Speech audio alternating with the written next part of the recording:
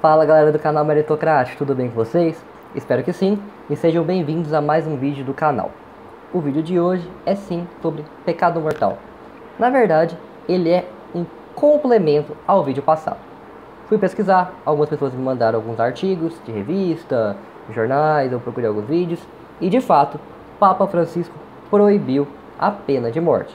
Ou seja, no vídeo passado, o cerne do vídeo era falar que a pena de morte pode ser um meio de salvação. Portanto, não seria imoral. Mas o que acontece? Temos que colocar na cabeça que essa medida do Papa não foi propriamente dele. Então foi de uma agenda globalista, esquerdista? Não, ser de Deus, pelo amor de Deus. Eu tô vendo tanta gente na internet mandar uns negócios desses. Ah, esse Papa é comunista safado. Ah, esse Papa aí não podia estar lá porque ele é progressista, de uma agenda globalista, esquerdista. É uma vergonha, é. Aí o cara depois me solta. É porque eu respeito a igreja católica, apesar de não ser católico. Nessa hora a gente tem que parar de ver o vídeo do cara. O cerne, o pilar da igreja católica é a tradição. E a nossa tradição vem como? Nós somos católicos apostólicos romanos, descendência dos apóstolos. Um foi passando para o outro, que foi passando e passando. Por isso a tradição. Então, se a gente não acreditar no que o Papa está dizendo, a gente está quebrando um pilar. Então, meu senhorzinho, que ficou fazendo no vídeo aí, porque esse Papa vai promover um rompimento na igreja católica, igual na época de Lutero? Se você continuar falando mentira, bobagem, fazer o pessoal que assiste seus vídeos ficarem lutando contra decisões do Papa, sem querer entender por que ele fez isso, e sem querer entender que tudo isso começou com João Paulo II, que eu já falei, na carta Evangelho Vitae, dizendo que nos dias de hoje já não é mais necessário. Se já não é mais necessário, torna-se injusta a agressão. A gente viu no Catecismo Maior de São Pio X, só pode matar alguém sobre justa agressão, injusta agressão, se alguém te agredir injustamente.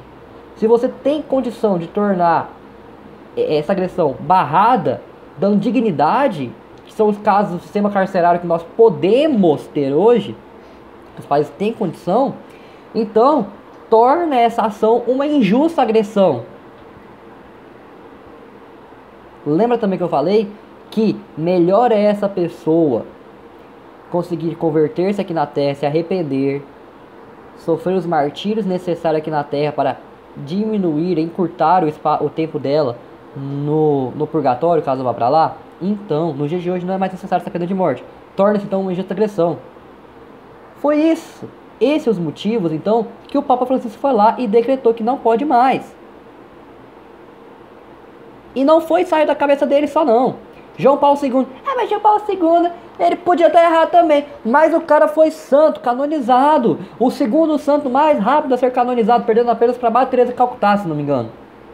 Então, antes de você não católico ficar criticando um Papa aí, só porque você quer se pagar de direitona, quer pagar de conservador, se você realmente quer pagar de tudo isso e quer falar da igreja católica, torne-se católico e queira elevar a igreja católica, em vez de apenas ficar criticando, sem saber que a base do catolicismo é aceitar o que o Papa está dizendo, o que os bispos estão dizendo nos seus ensinamentos.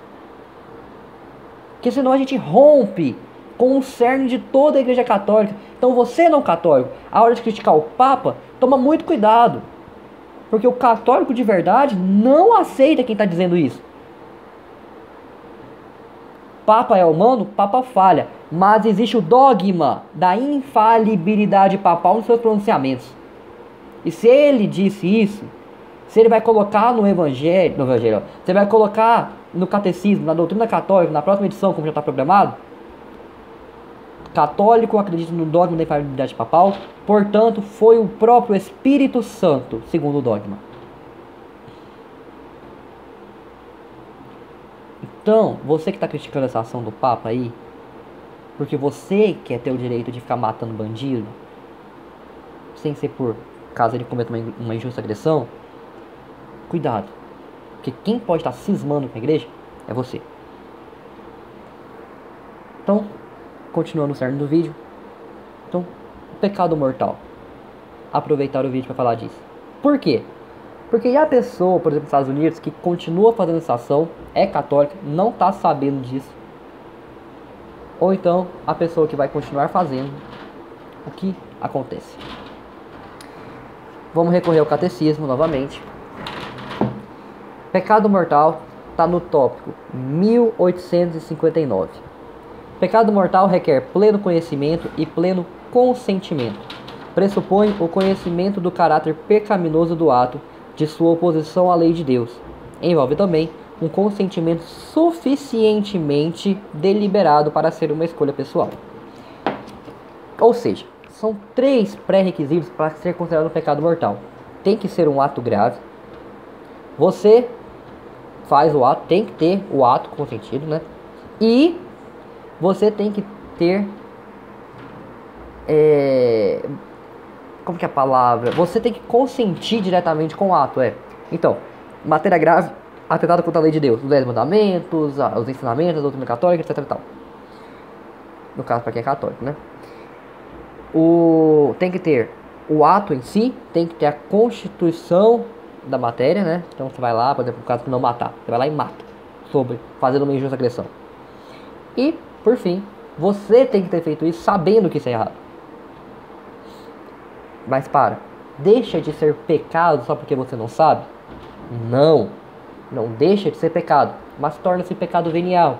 É um pecado que mancha sim a sua alma, mas se você morrer em pecado venial, você vai para o purgatório limpar essas manchas da alma, mas não rompe com Deus. Então, o caso do cara dos Estados Unidos está fazendo isso sem saber que é pecado mortal agora, ele recorre em pecado venial. O pecado venial, ele traz um malefício muito grande para a alma, porque de fato, ele é como se fosse um chumbinho que você vai colocando na sua roupa.